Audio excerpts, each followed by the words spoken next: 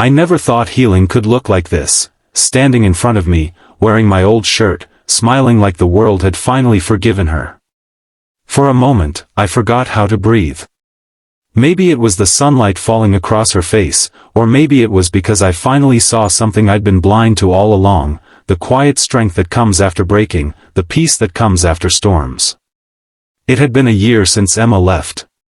Not because she stopped loving me, but because loving me had become too painful. We were both broken then, her by her past, and me by the walls I built to hide mine. We used to think that love alone could fix us, but sometimes, love needs space to learn how to stand again. I told myself I was fine, that I was moving on, but every time I opened my closet, that old blue shirt, the one she used to steal, stared back like a ghost of what we used to be. So when I opened my door that morning and saw her standing there, wearing that same shirt, I didn't know whether to laugh, cry, or close the door and run. She looked different, softer, lighter. Her hair was messy like before, but her eyes had that quiet calm that comes from fighting your demons and winning. "Hey," she said, her voice trembling with something between fear and hope. I didn't know where else to go. I just stood there, frozen. I wanted to ask where she'd been, what she'd learned, if she still thought about me when the nights got heavy, but all I could do was nod and step aside. She walked in like she never left, and the house, that cold, silent place I'd lived in, suddenly felt alive again. We sat on the couch for what felt like forever. She traced her fingers on the fabric, like she was trying to remember the shape of home. "I've been in therapy," she said finally. "It's been hard, but I've been learning to forgive myself." I didn't realize I was holding my breath until I let it out. "That's good.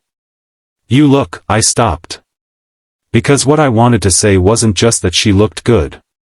It was that she looked free. She smiled, catching my words before they formed. "I didn't come to fix things between us," she said softly. "I came to thank you, for letting me go when I couldn't stay." That hit harder than I expected. Because the truth was, I didn't let her go. I lost her, to her pain, to mine, to everything we never said. But hearing her say it like that, maybe it meant she found something we couldn't back then. That night, after she left, I sat alone and realized, healing doesn't always mean coming back together. Sometimes, it's just two people finding their way home, separately, stronger. But I didn't know then that she wasn't gone for good. A week later, I found her again, or maybe she found me. I was working late at the cafe, wiping tables when I saw her walk in, holding 2 cups of coffee. She smiled shyly. "Thought you could use one," she said. We sat by the window, the city glowing around us, and talked for hours. Not about the past, not about what went wrong, but about who we'd become since. She told me about the art classes she'd started taking, how she painted every morning just to remind herself she was still creating, still growing. I told her about my dad, how I'd finally gone to visit him after years of silence. We weren't trying to fix anything anymore. We were just existing. Two souls that had once broken each other now learning how to be gentle again. At one point, she laughed, that same laugh that used to echo through my apartment, and said, "You know, I almost didn't come that day. I stood outside your door for 10 minutes before I knocked. I was terrified you'd still hate me." I looked at her for a long time. "I never hated you, Emma. I just didn't know how to stop hurting." Her eyes softened. "Me too." Outside, the rain started falling.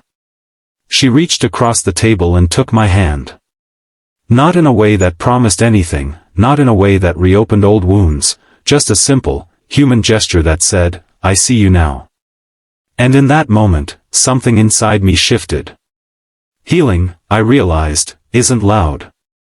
It doesn't happen in grand gestures or perfect apologies. It happens in the quiet, in showing up, in being honest, in forgiving what you couldn't before. When she left that night, I didn't stop her. I didn't need to. Because she turned back at the door, gave me that small, knowing smile, and said, "Keep the shirt this time."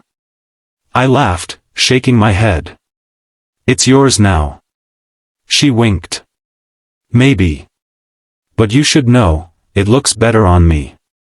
And as the door closed behind her, I finally understood what healing really looks like. It looks like peace after chaos. It looks like someone smiling in your old shirt, not because they belong to you anymore, but because you both finally belong to yourselves. It looks like closure, soft and silent. It looks like her.